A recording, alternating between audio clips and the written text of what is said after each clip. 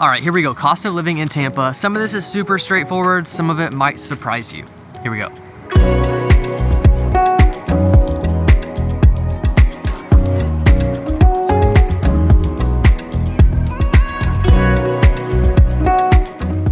I'm Sam, and this is the Living in Tampa channel. We make these videos for you about what it's like to live and move to the whole Tampa area. We're also a team of realtors, and we'd love a chance to earn your real estate business. But let's get into this cost of living.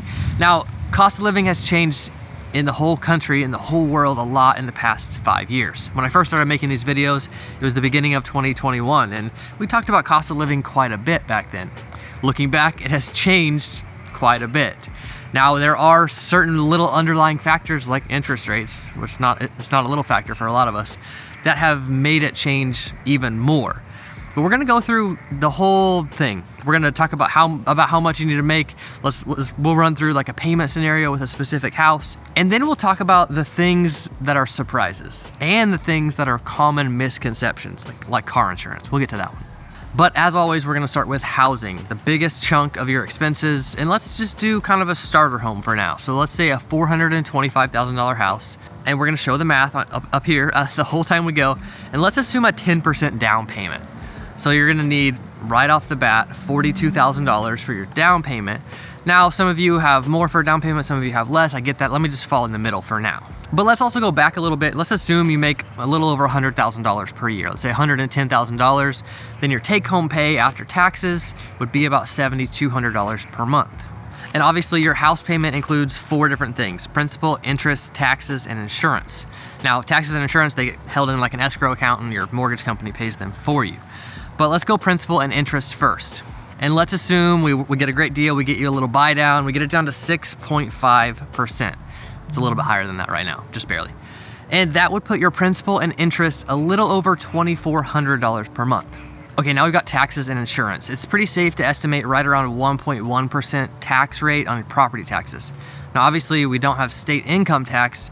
They get a lot of that through the property tax, and they get it through the sales tax. So property tax on that house is going to be around $4,500 a year. And let's just round up. Let's say you have a CDD and your taxes are a little bit higher. Let's say $500 per month for your taxes. So that's $2,400 for your principal and interest and $500 per month for your taxes. That puts us at $2,900 so far. Now we've got insurance. Insurance is a bigger topic. We've made a lot of videos about insurance. I have a lot of personal experience with insurance in flood zones and in non-flood zones. And the reality is, on a $425,000 house, insurance can be pretty predictable. If we're not in a flood zone, if it's newish construction, even 80s and earlier, then you're going to be right in that $2,500 to $3,500 range. Let's say we fall right in the middle at $3,000 per year. That puts our homeowners insurance at $250 a month. So the $2,900 we had before plus the $250 gets us to $3,150 total per month.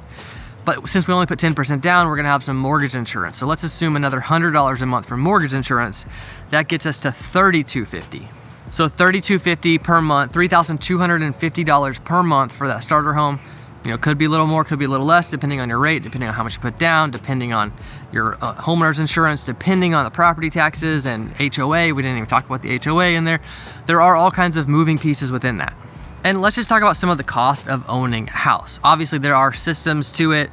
Your AC gets used pretty hard, especially this time of year, pulling all the humidity out of your house, keeping it nice and mold free. Those things, you know, have an expected end of life. You're gonna be saving for those kind of things. When you do own a house, you're eventually gonna have to put on a new roof, you're gonna have to replace your AC, you're gonna have to replace your hot water heater, you're gonna have to replace appliances. All those things just need to be accounted for if you're taking on home ownership. And a standard rule of thumb that a lot of people like to use is saving 1% per year of the purchase price of your home. So that'd be about $350 a month that you'd be saving just for those, you know, big items of your house that are gonna need to be replaced or repaired eventually.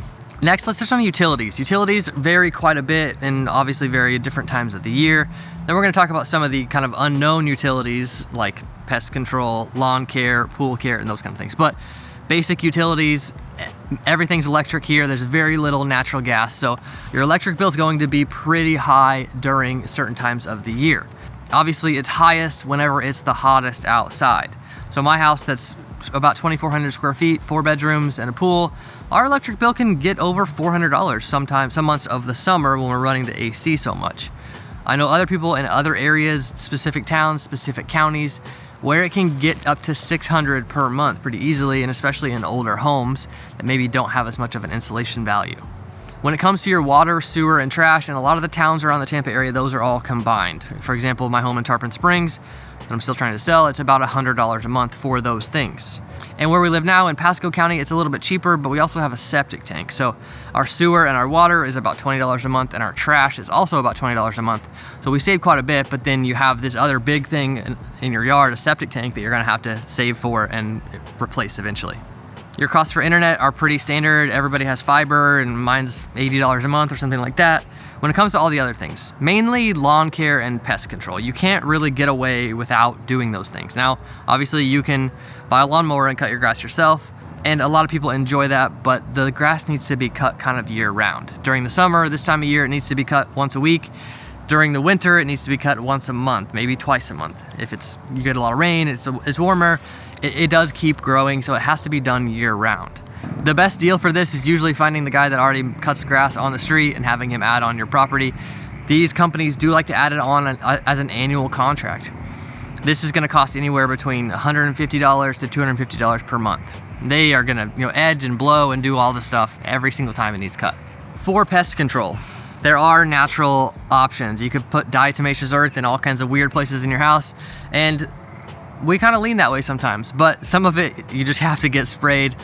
There are a lot of bugs here, and you want to keep them under control. Now, to have regular pest control for just basic things like roaches and ants, it's about $50 to $60 per month.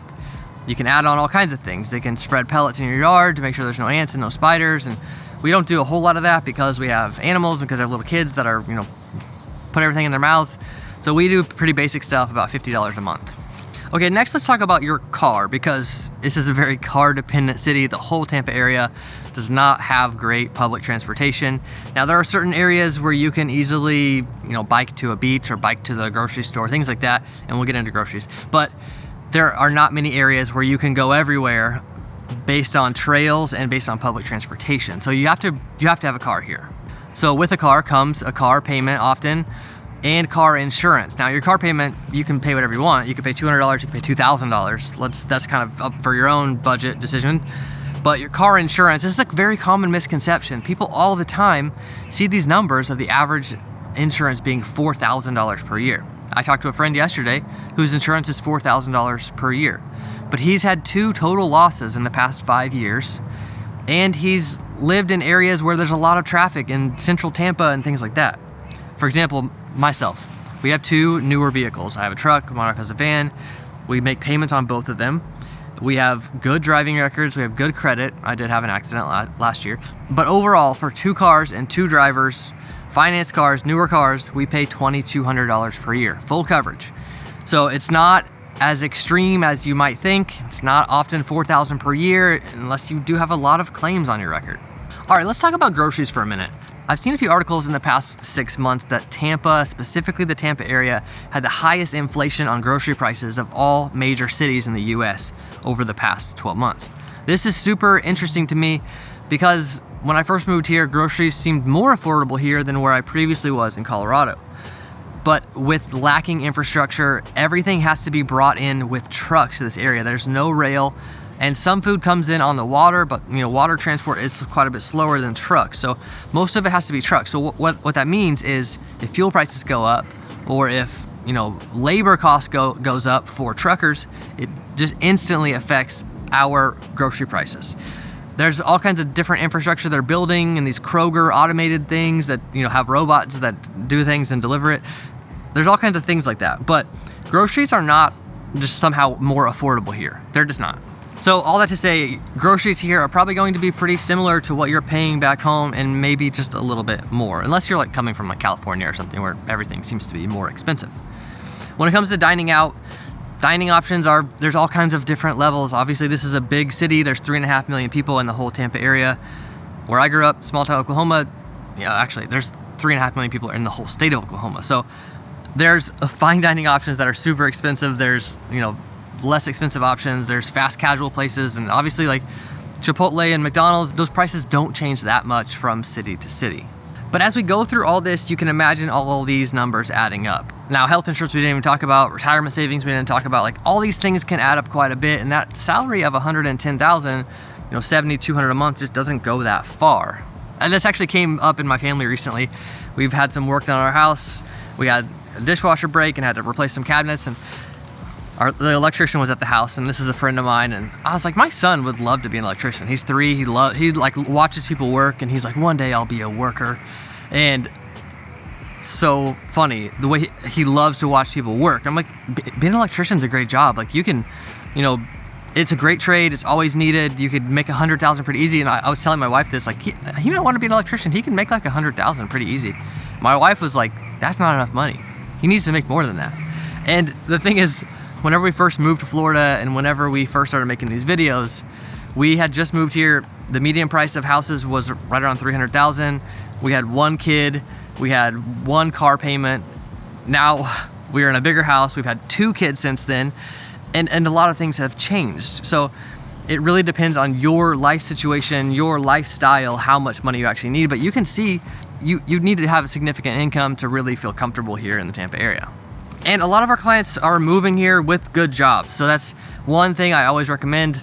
The job market here has some great options, great financial service options. There's a lot of big bank headquarters. There's some really interesting tech jobs. There's a lot of other like infrastructure jobs coming and always kind of blossoming. But there's a lot of service-based industry, a lot of tourism-bent industries, and that just doesn't quite pay as much often. Obviously, if you made it to the end of this video, you're curious about this conversation. I'd love to hear directly from you. So you can call, text, or email anytime. Our next step will be to set up a Zoom call and just process your situation, your story, and see how we can best help. Whether you're moving here to buy or rent, there's definitely guidance that we can give, and we'd love a chance to connect with you and offer a helping hand. So give us a call, text, or email, and we can set that up. And as always, thanks for coming by.